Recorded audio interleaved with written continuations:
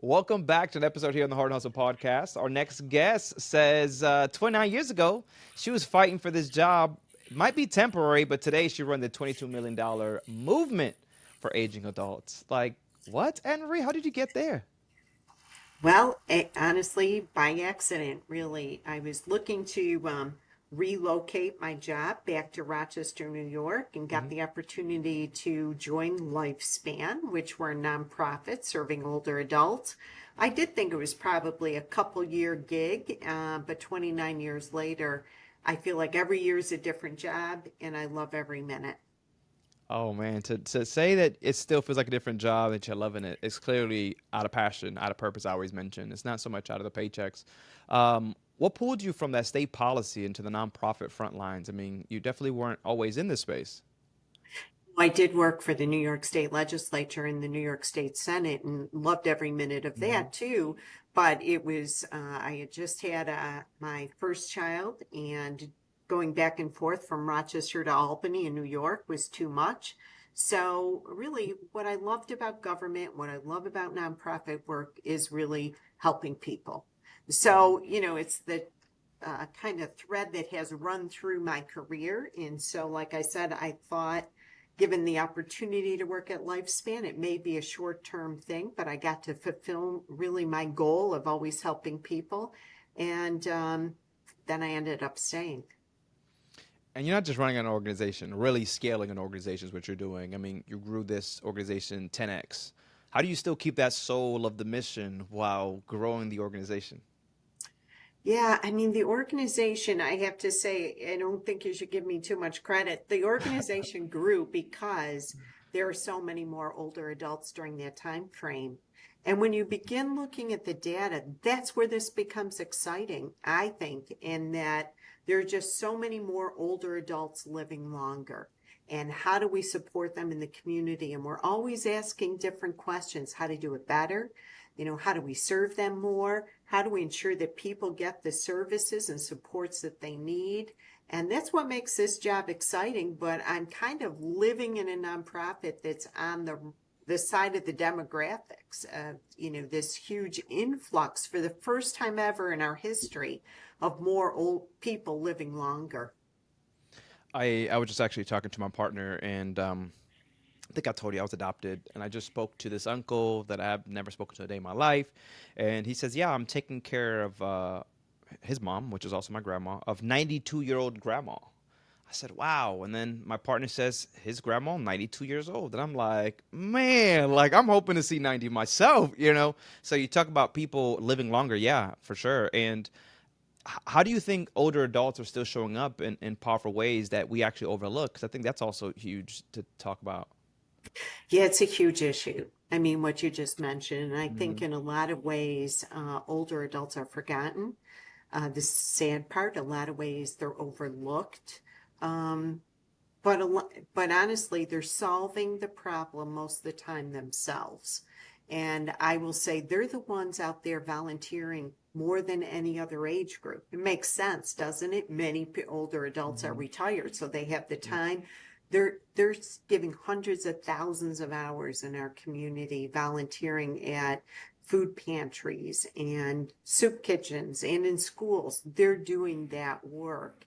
And I think older adults themselves are finding ways to make sure they're still relevant, because we know that's so important as people age, that they have purpose giving back, and that they're trying to figure out their own aging. Like you said, your Mhm. grandmother's in her 90s. I mean, that's not that unusual today. It was 30 years ago. And a Time magazine article a few years ago was like, the kids born today are going to live to 100. Are they prepared? Are we prepared? I'm not sure we are. This is completely off topic. Very intriguing, actually, as I think about us aging older. And because when we think about just health reasons, right? The way that we eat, we talk about processed food. How are we living longer?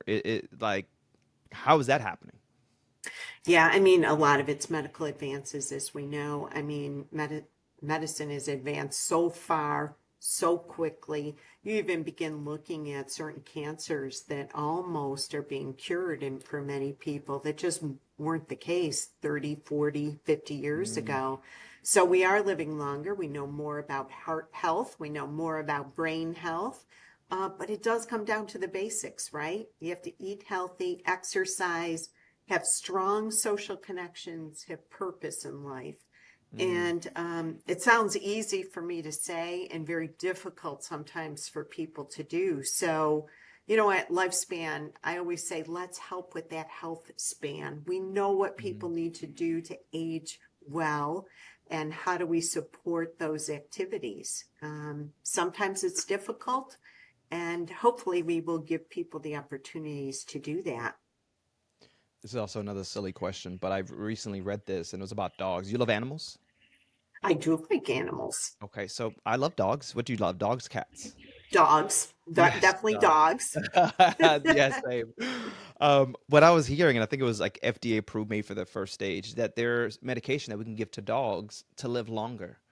And I'm like, wait a minute, that's a thing? And I think I automatically thought humans. Like, would that be a thing for humans? If you're doing it, obviously, if you're testing it on animals, there's a reason why. Do you think that we see that in the future? I really think there's endless possibilities. So I agree with you. When we begin testing on animals, what you often see is then we begin testing on humans later on. Who knows how Hmm. long it will be? Um, I'm really not that focused, I will tell you, on longevity. I think that we doctors do a great job. The medical community does a great job at that. I'm really every single day trying to figure out how do we increase people's quality of life and how do we ensure that they have the opportunities to live the life they want to live. So, how do we get people to manage their own chronic conditions or at least learn about it? How do we get people connected to other people? Because we know social connections mean so much in terms of your health and well-being. So I really look more at health span rather than the lifespan or longevity, but it all matters. And I do agree with you, whatever they're testing on animals, I'm sure they'll be testing on humans 20 years from now. Yeah. Oh my gosh, times. So it's about being seen, you say, supported and strong every year that we personally get. Is that more of where you're in the space, right? Is that what you're asking, saying? Yeah, I love how you just said it's about being seen. That's a Hmm. perfect way to see it, and I think many older adults, and I talk to them all the time, feel like they're overlooked. I'll give you an example, a personal example. My mother is 94 years old. She's an amazing woman, lives by herself. Honestly, she is terrific, very smart. We'll go out to lunch together, and people look at me for her order. Now, she's perfectly capable of ordering her own lunch. Um, but, I think because she's smaller, she's in her 90s, they look at her and may think she's frail. She's not. But that's an example, a small example, but a critical one, I think. Oftentimes, older adults aren't seen. You said it Hmm. perfectly. And we Yeah. need to make sure they're seen. No, for sure. I had my grandma before she passed away, and it was just because everyone was doing their own thing that she was just kind of and because she wasn't really too mobile. So one we had a two story home. She could only stay on the first floor, right? The kitchen, everything's upstairs. So she really just stayed in her room for the most part, in chair. So we talked about what does that actually really do to the body, right? And she felt alone, and then you start to hear her say, I'm not gonna make it, right? Because she understood where her body's at. She's understanding the needs. And I don't think that sometimes we ask what the need is. And I've been on the other end of things where I used to work for an airline industry and I used to get the elderly to call in and believe me, they'll speak for an hour. But those are some of the best conversations. And I would hear like, oh my God, thank you. Like I don't have conversations with people often. And you sat here for a whole hour. And one, you helped me, but you allowed me to just have fun with you. And at that, I'm like, wow. I have a friend he goes to, and this was pretty cool to actually see yesterday. He does like MC work and he loves to dance. So he goes into the nursing homes and you see him dancing with them, and you just see the life that the people do have. So everything that you're mentioning is so true, and I think that we just don't, we're not educated enough into this space, right? So what do you say to those young individuals that may have aging parents like myself? What should we Yeah, be looking forward to? I think it's hard for what's called the sandwich generation. Those individuals who are raising children as Mm, well as trying to support aging parents or grandparents. So first of all, I have to say hats off to those people because there's not enough hours in the day and mhm. fit work in there too. So I mean, crazy kind of stuff. I Yeah. would say the best way to do it is to try to figure out how to have conversations about what people need, planning needs, but also what they want. You know, I'm often shocked, to be honest with you, by when we enter into a situation, usually in a crisis, somebody's had some kind of health issue, and no one in the family has talked about planning or what mom would prefer to do. And everybody has different ideas, the siblings around the table, because no one's had that very difficult but important conversation. Yeah. So I'd say sometimes the most important thing to do is say, hey, mom, are you doing okay? In the future, what would you like? You know, how can I support you better? You know, and sometimes it's very simple, simple things that would make Mhm. someone's lives better. If the Heart and Hustle podcast has ever sparked any idea or made you think differently, do us a favor. Make sure to guys share this, post it on LinkedIn, or even text that nonprofit friend that you just have. Whatever works, this is what keeps the conversation going and allows us to just grow this community together. Seriously, we appreciate you. I was actually in shock when my mom came to us with exactly what you just mentioned. She's like, I have to have a conversation with all my kids. I would love to get together. She made it a bingo day. We were playing bingo, have lunch. But it was also, what does mom have to say? Is she not okay? Like, and then she kind of expressed, hey, I just, I'm getting older. I don't want you guys to be fighting when the time comes. I don't want you guys to have to worry about making decisions. I already made my decisions. Who's going to carry out my decisions? Who's going to do X, Y, Z? And for us, as her kids were like, what the heck is happening here? But understanding that is a conversation that needs to be had because people don't have it. And we've also seen, and you've probably seen this, where now families are at the end of somebody's passing, and now they're fighting because this person wants this, as you just mentioned, this person wants this, and all these different pieces, and no one really knows what mom or dad ever wanted. No question about it. What a gift your mother gave you, really, Hmm. of initiating the conversation that really every family needs to have.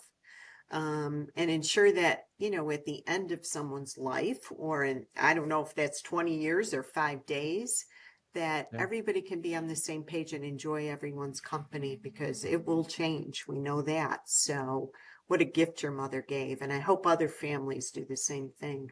Yeah, for sure. To take that, it's a hard conversation, but we're all going to see that day. It's a habit Hmm. now, because as you mentioned, we don't know if it's 5 days, 5 years, 5 hours. Um, Right. Another thing I want to talk about that is very important that you mentioned was elder abuse, still under the radar. What needs to change? Yeah, incredibly under the radar. I mean, I have to say, to this day, which is shocking to me, people don't understand that elder abuse even exists. And when they do understand it, they consider it like child abuse and domestic violence was 40, 50 years ago, that it's a family issue. It's not a family issue, it's very serious. What we end up seeing is that a lot of times it begins as financial exploitation, that there's some sort of financial impropriety. People justify taking their loved one's money by saying, well, I'm going to inherit it anyway. Mm-hmm. And of course, oftentimes what we see is that money is financially exploited. The older adult doesn't know about it and then doesn't have enough money for their own care. So it's a very serious problem. Another very serious kind of related issue is scams. I have to say, it's an explosion right now in people getting scammed. And I like almost talking about it every presentation I talk about because what we're seeing are older adults are being scammed on average of about $10,000. And for many Wow. people, and for a lot of people, $10,000, even if you're wealthy, is a lot of money. But it really rocks someone's confidence and it really takes away their dignity and independence. And so we're seeing everything from, you know, grandma, I'm in jail kind of scam to this is, you know, the government, the IRS, and you owe money to the IRS, or Social Security, kind of government imposter scams, all the way to romance scams. We've seen a lot of romance scams as more and more people are Wow. online. Um, so people are getting financially exploited by close family members and friends, but also scammed by unscrupulous people out there. And we really, really always talk about to everybody pause and think before you send any money, certainly any gift cards or anything. It's probably a scam. Hmm. There's also the things that we people don't think of is someone going with unanswered questions spiral into crisis, right?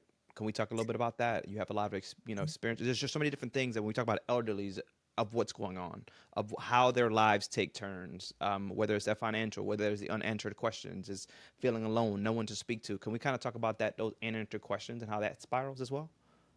Yeah, it's honestly one of the biggest things that we do that I think is of value to people because a lot of people you don't think about senior housing or assisted living or memory care or nursing home until you need that or until your family needs it. And really, what people need, I think, at that point is information, understanding of options, and how to pay for those options. And, here at Lifespan, I know other places around the country. I always say the biggest thing we can do for people is answer the phone. Like Hmm. when said you were working for the airlines and someone can Yeah. talk to a real person so they can explain their situation and we can begin to narrow down for them the decisions that need to be made in the short term, how you make those decisions, how you Hmm. pay for some of that care, and so the family can take that or the older adult can take that and run with that care plan. Later on, we can pick up other things with them, of things they need to plan for or consider. But immediately, most of the time, people are calling us with an immediate question, an immediate situation, and I'm always measuring how often did we just pick up the phone live instead of someone leaving a voicemail because that's what they need, a live person on the end of that call. I love that. And you guys offer so many different things. What are some of the things? I mean, we talked about so many different, but you guys have a monthly calendar. You guys have events, classes. What does that look like from the organization lifespans, and the resources that you guys provide? Yeah, we really, which is a bit unusual of other places around the country, we have all the aging services under one roof. So if your mom needs more grab bars in the bathroom or to raise her toilet seats, we can come out and do that. We have social workers that can come out and do an assessment of these are things that might make your life easier. We have specialized social workers who work with loved ones who have a family member with dementia, or like you talked about earlier, somebody who may be being taken advantage of, elder mistreatment. And we have a lot of senior centers. We have a food cupboard for older adults who really are low income and need extra food. We have over 30 programs and services. And if you go to our website, you'll see classes all the time about aging issues and how you plan legally or financially or to understand housing or to understand Medicare, which one would think would be easy to understand. It's not. But our whole goal is to make life easier for older adults so they can take on those challenges and opportunities of longer life and make a better quality of life. Hmm. I love it. I love that you're in this space. I can imagine you just get your cup filled every single day, just doing the work that you do. But is there a story that really stuck with you that you remember that I would say maybe still haunts you? Yeah, that's a very good question. There's a lot of stories that still haunt me. I'm going to say, one of the early cases, I'm going to go back way back 29 years. We received a case from a gentleman. He was actually financially exploited, and he used to be a art restorer. I mean, talk about an unusual job, but he restored art and really wasn't on the business end of things, but would restore art, had a lot of art. He was financially exploited, really all of his art, his beautiful art taken and his money taken. And we received that case as his guardian to help him. And we were able to find him housing, quite frankly, not the kind of housing, low income housing that he was used to, but we found him housing. And he said, I have one wish. I can't even afford to go to the art museum anymore.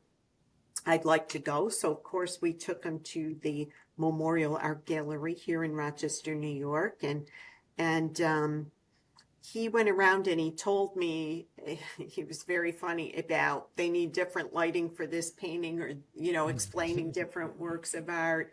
But what I loved about kind of the end of his life, which we walked in on and able to support him, was that even though he went through this horrible tragedy of losing everything, he still had this incredible knowledge, and ended up where he was placed in housing, ended up teaching art classes to people. So, you Love know, that.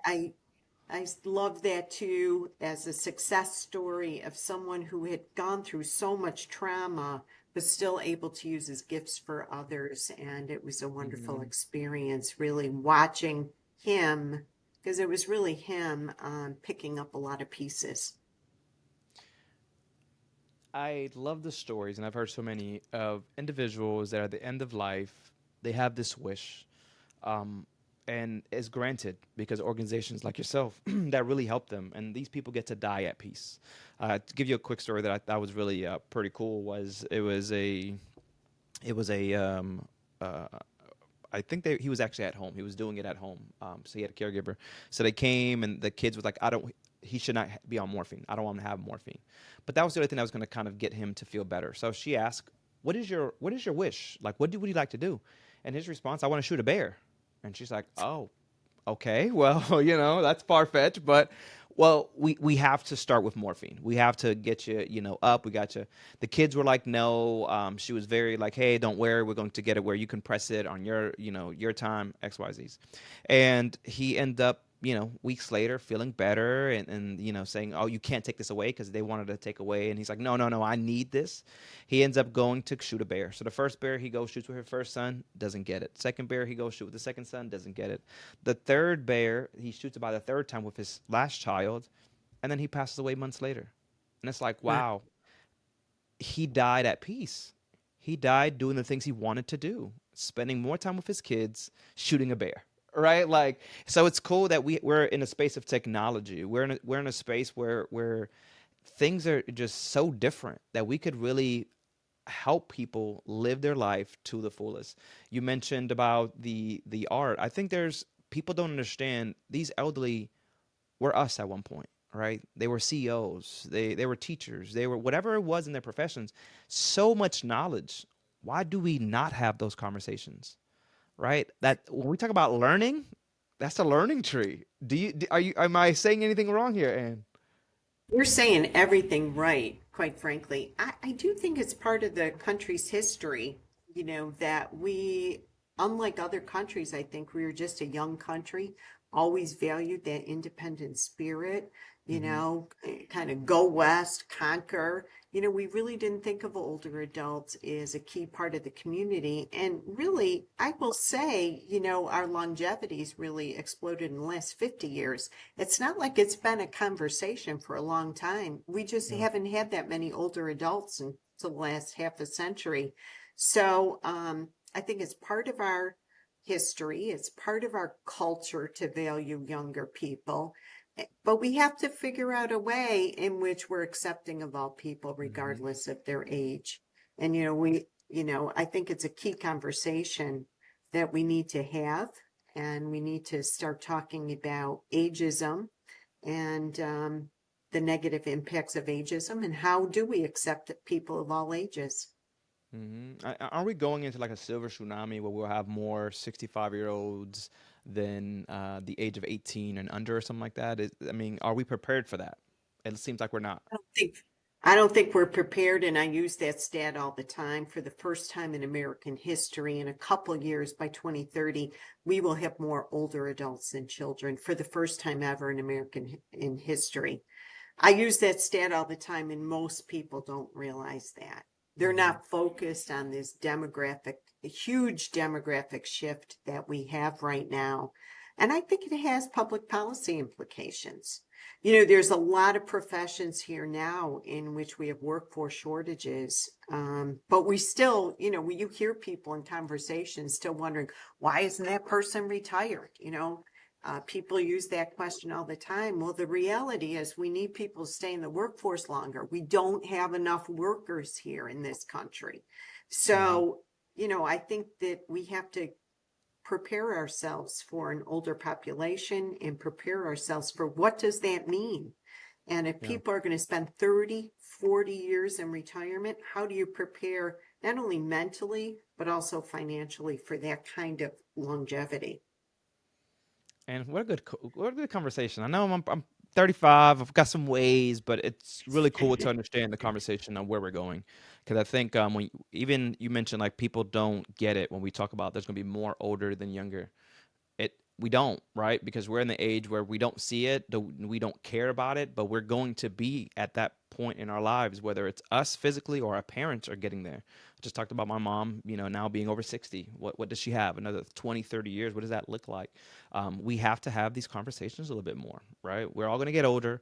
We all know someone that we love that is going to need this care. And the work is already personal, like to be quite frank. I really appreciate the time. Where can people find more information? I mean, things that you guys are doing. What's the website? I mean, certainly go on lifespanrochester.org and you can look at all of our different offerings. But I will also say to people, we have connections with other agencies across the country. So if people, and we get these calls all the time, someone may live here in Rochester, but their parents live in Florida now. How do we get help there? We can connect people to those organizations that are closest to them. And really, our whole goal is to help older adults live fulfilling lives and help those family caregivers, those incredible people who are caring not only for their older parents and children, get the support they need too to help their family member make the right decision. I love this one. And it's time that we have to start wrapping up. But I do have a blind question for you. So I put you in the hot seat. Actually, this is the last question that we have here for you. So hopefully Sure. you enjoyed your conversation. But what's a one moment of care someone showed you that changed you forever? Wow, that is incredible. One moment of care. That is a very good question. I would say every single day I get to see older adults, and this happened a couple months ago during the SNAP crisis, so SNAP was Yeah. suspended for a while. And I saw a bunch of very low income older adults emptying out their cupboards to bring donations to our food cupboard and them saying, I can get through the weekend. So whatever was extra, I'm going to give to somebody else. And I thought that is just incredible that these individuals who don't have enough food themselves are making uh, it enough so that somebody else can eat. Mm. And, when I thought about that caring moment, I thought if everybody in this country was as caring as those individuals, uh, it would be a better place to live. You say that, and I feel like America is that. I mean, I know that we don't see it and sometimes we don't feel it, but I mean, look what happened during the pandemic and how people were able to come together. And of course, there was the other side of it as well. But I do feel that as America, if we're just educated enough, if we really get to spend more time caring for others and have a little bit more empathy, we all have a story. We are going through something today. So I love that story. And yes, I wish more people can do that. Like, we wouldn't have so much anxiety, depression, and feeling alone, all these different things if we just show up. Sometimes just have a conversation, say hello to people. Like, that's it, So, and kudos to you for almost 3 decades of doing this work. Like, what? How many more decades do you think you got, Ann? Well, let's do this again in 10 years, then I'll let you know. All right, let's do it in 10 years. And thank you so much, guys. If you guys are still watching, make sure you guys do like, subscribe, and comment. This has been Ann, and we appreciate your time. And listen, if 10 years we're still doing podcasts and you're still in that same seat, I'm coming for you. Guys, Awesome. I look forward to it. all right, guys, take it easy. We'll see you guys in the next one. Laters.